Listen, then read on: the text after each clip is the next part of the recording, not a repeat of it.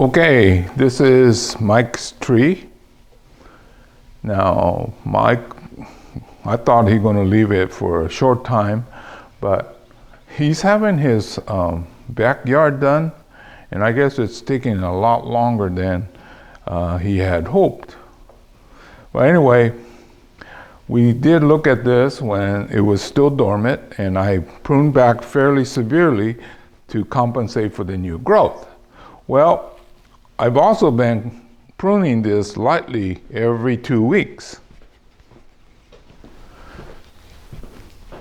Seems like every time I went by, I just did a light trimming, like I said, every 2 weeks. Well, this one looks like it's in need of a little bit more intense pruning, so I'll go ahead and do that for you today.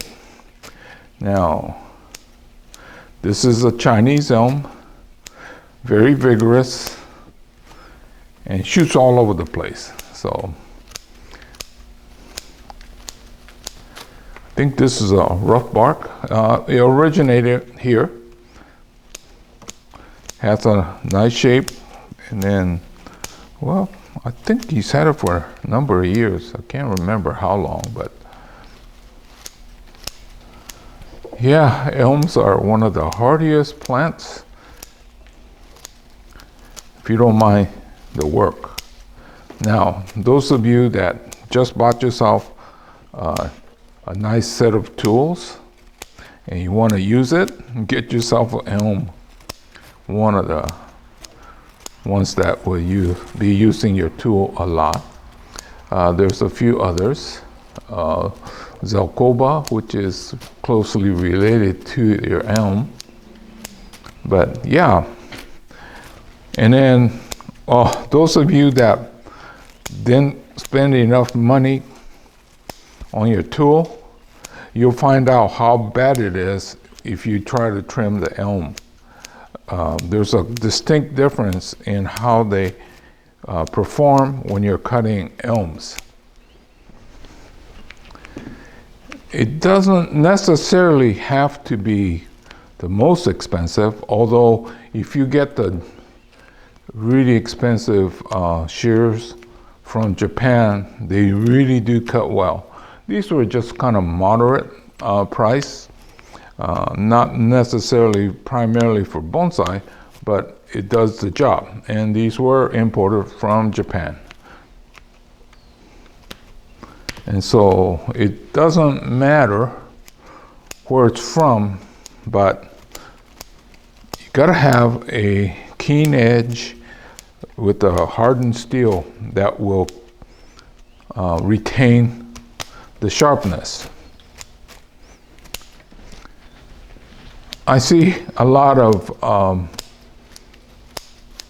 tool kits, comes in a fancy container. I found some of those, the tools are worthless.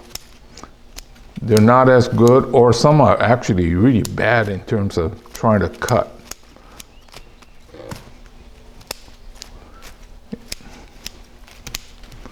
And like I said, if you want to test the quality of your tool, do the Chinese elm. Because if you get one of those inferior quality, it really drags and it's hard to cut.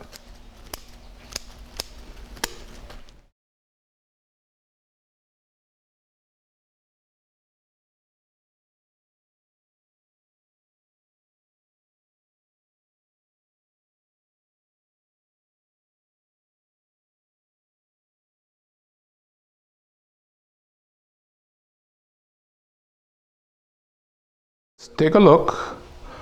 We have our massive root flare. He goes up, has nice movement, and taper. And we would expect that because it was created here.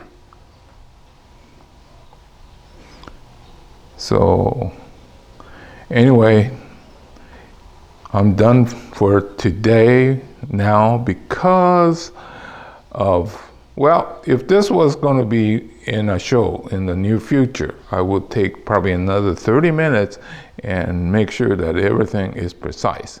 But this is just holding for Mike until his yard is done, and I'm probably going to have to trim again in 2 weeks anyway. So I think this is good enough. So, okay, I got others that I have to do. So I'll say goodbye for now. So this was Mike's Chinese Zone. See you again real soon in another chapter.